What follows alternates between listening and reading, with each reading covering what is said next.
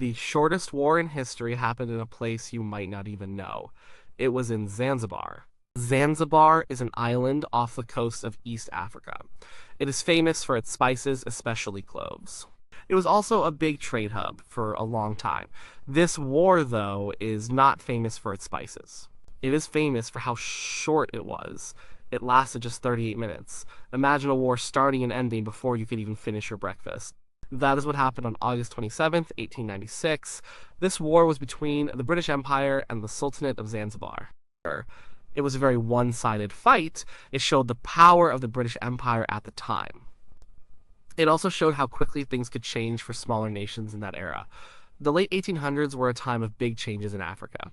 European powers like Britain, Germany, and France were all trying to get control of land. They called this the scramble for Africa.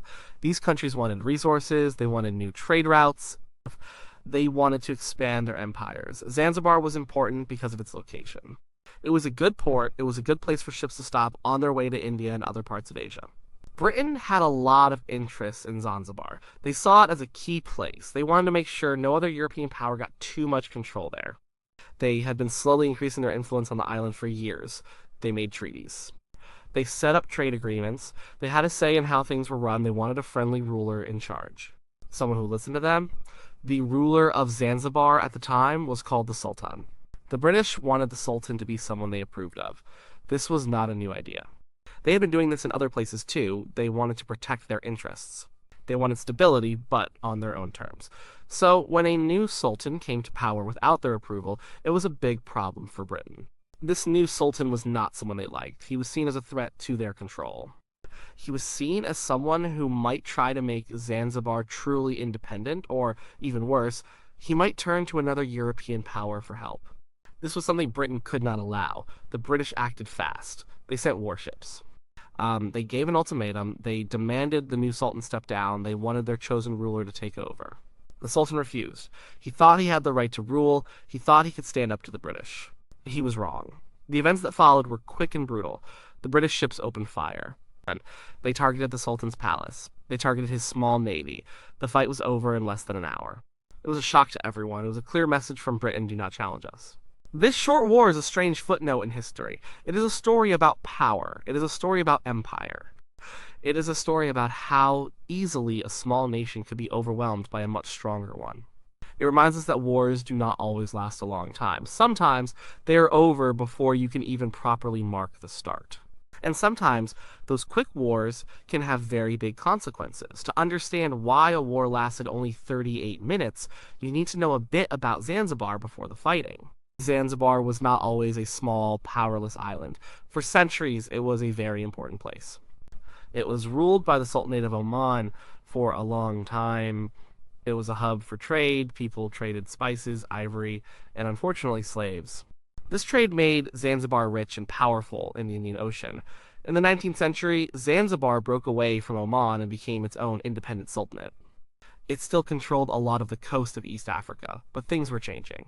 The European powers were looking at Africa. They saw opportunities. Britain was one of these powers. Britain started getting involved in Zanzibar. They made treaties to stop the slave trade. This was partly for humanitarian reasons, but it also gave them a way to get more control. They sent consuls and agents. These people became more and more influential in the Sultan's court. Slowly, Zanzibar became less independent. It became more reliant on Britain. There was also Germany to consider. Germany was a new rising power. It also wanted colonies in Africa. Britain and Germany actually made a deal about their territories in East Africa. It was called the Heligoland-Zanzibar Treaty of 1890. In this deal, Britain gave Germany an island in the North Sea. In return, Germany gave up its claims to Zanzibar. This meant Britain had a free hand in Zanzibar. They could make it a protectorate. A protectorate meant Britain would protect Zanzibar, but it also meant Britain controlled its foreign affairs and had a big say in its internal matters. So, by the mid-1890s, Britain was pretty much in charge of Zanzibar. They had a pro-British sultan named Hamad bin Thuwaini. He was a good friend to the British. He listened to their advice. He ruled with their blessing. Everything was going smoothly for Britain. Then, on August 25th, 1896, Sultan Hamad died suddenly. He might have been poisoned, some people say. This created a crisis. The British had a clear idea of who should be the next sultan. They wanted someone they could trust, someone who would continue to follow their lead. But before the British could act, another man stepped in. This was Khalid bin Bargash. Khalid was a cousin of the dead sultan. He was also a nephew of a previous sultan who had resisted British influence. Khalid was not pro-British. He saw an opportunity. He quickly took over the palace. He declared himself the new sultan. He did this without the approval of the British. This was a direct challenge to British authority. The British consul, Basil Cave, immediately sent a message to Khalid. He told Khalid he must stand down. He told him the British would not recognize him as sultan. Cave knew that, according to the treaties, a new sultan needed British approval. Khalid refused to leave. He started gathering his supporters. He had about 2,800 men. These men were mostly local armed police, some palace guards, and many civilian volunteers. They were not well trained. They did not have modern weapons. They set up barricades around the palace. They got an old yacht, the HHS Glasgow, ready for battle. This yacht was a gift from Queen Victoria. It had a single cannon. The British were not bluffing. They had several warships already in Zanzibar's harbor. Admiral Harry Rawson was in command of the British naval force. He had HMS St. George, a big cruiser. He also had HMS Philomel, HMS Raccoon, HMS Thrush, and HMS Sparrow. These ships were armed with powerful cannons. They were ready for a fight. The British sent an ultimatum to Khalid. They demanded he lower his flag and leave the palace by 9 a.m. on August 27th. If he did not, they would open fire. Khalid sent back a message saying he did not believe the British would actually fire. He thought they were just trying to scare him. He believed they would not dare attack the Sultan's palace. He was confident. This confidence, sadly for him and his people, was misplaced. The stage was set for a very short, very decisive conflict. The morning of August 27th, 1896, was hot and humid in Zanzibar. Khalid bin Bargash was still in the palace. He had about 2,800 men with him. They were ready to defend the palace, but their weapons were old. They had some rifles, some machine guns, and a few old cannons. They were no match for the British ships waiting in the harbor. Admiral Harry Rawson had positioned his 5 warships. The HMS St. George, a big cruiser, was the most powerful. It had huge guns. The smaller ships, HMS Philomel, HMS Raccoon, HMS Thrush, and HMS Sparrow, also had strong cannons. They were all aimed right at the Sultan's palace. There was also a small British Marine landing party ready on shore, just in case. They had about 150 men. The ultimatum was clear. If Khalid did not lower his flag by 9 a.m., the British would attack. Khalid, stubborn and perhaps misguided, held his ground. He believed the British would not fire. He thought they were bluffing. He thought they could not possibly attack the sovereign ruler's palace. At exactly 9 a.m., the British ships began to fire. The first shots came from HMS Thrush.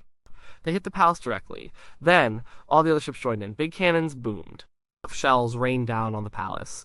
The scene was chaotic. The palace walls, made mostly of wood, brick, and plaster, offered little protection. They crumbled quickly. Fires broke out all over the palace complex. Khalid's men tried to fight back.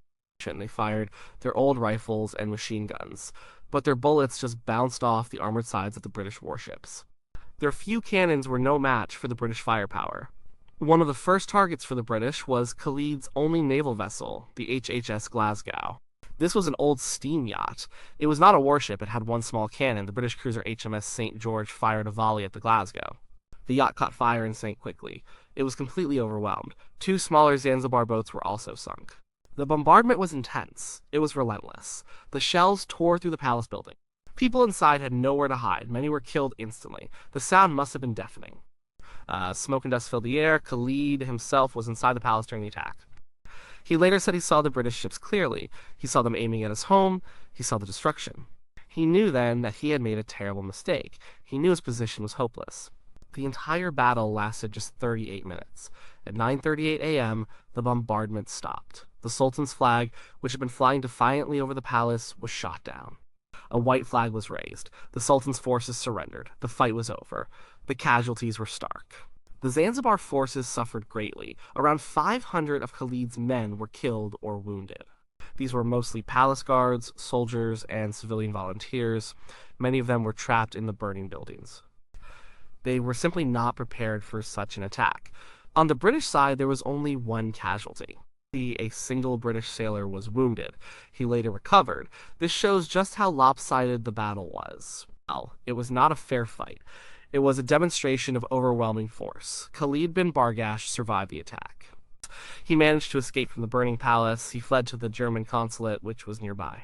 He asked for asylum. The Germans, probably not wanting to pick a fight with Britain, gave it to him. With the palace in ruins and Khalid in hiding, the British quickly moved to install their chosen ruler. The war, if you can call such a short and one-sided event a war, was officially over. Its impact, however, would be felt for many years to come. The moment the last British shell landed, the real work began for the British. Khalid bin Bargash had fled to the German consulate. This put the British in a bit of a tricky spot. They could not just storm a German building. International rules prevented that. So, they surrounded the consulate. They wanted to make sure Khalid could not escape the island. With Khalid gone, the British quickly moved to install their preferred sultan. This was Hamoud bin Muhammad. He was another cousin of the previous sultan. More importantly, he was pro-British. He was seen as a safe choice. He was someone who would follow British advice. This happened just hours after the bombardment. The British wasted no time. Hamoud bin Muhammad became the new Sultan of Zanzibar. But his power was very different from previous sultans. He was essentially a puppet ruler. The British now had full control over Zanzibar's affairs. They made sure of it. They appointed British advisors to every important government department. They controlled the treasury, they controlled the police. Zanzibar was no longer truly independent. It was firmly a British protectorate. One of the first things the new sultan did under British guidance was abolish slavery. This had been a long-standing goal of the British. Zanzibar had been a major center for the slave trade for centuries. Ending it was seen as a humanitarian victory. It also helped solidify British moral authority in the region.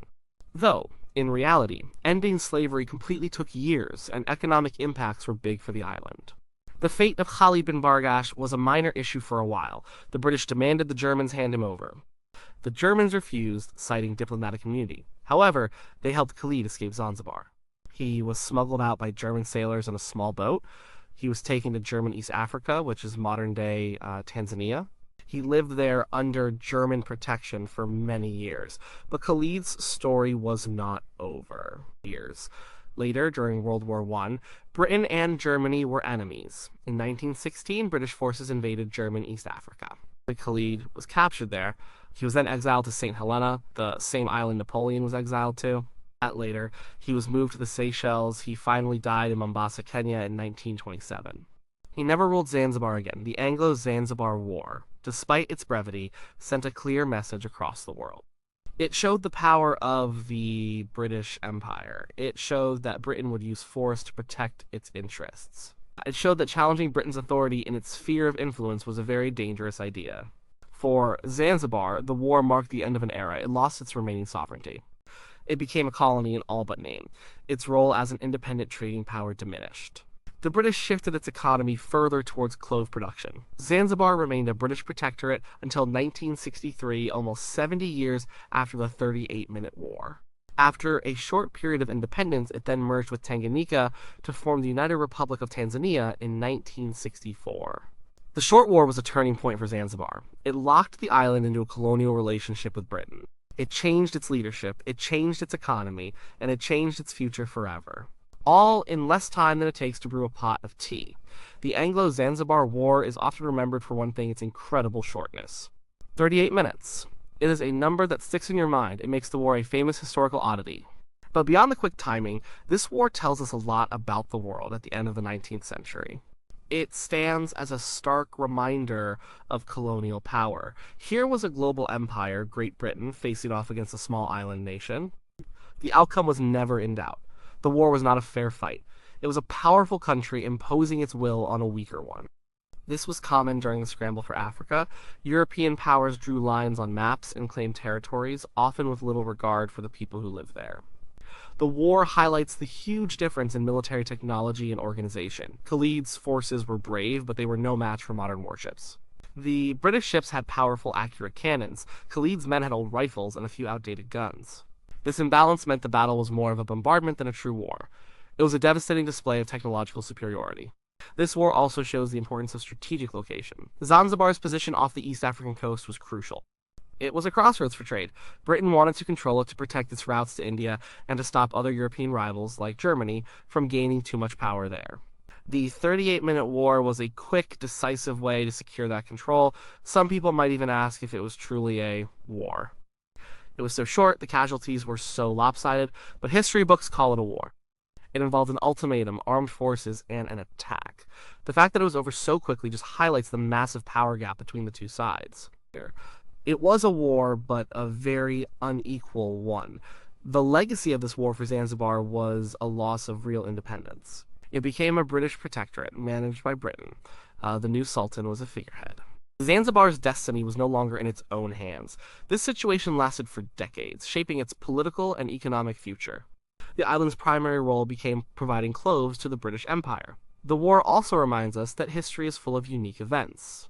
It is not always grand battles and long campaigns. Sometimes, a single event lasting less than an hour can change the course of a nation. It can serve as a vivid snapshot of an era. It shows the world how empires operated, how quickly they could crush resistance, and how they built their vast networks of influence.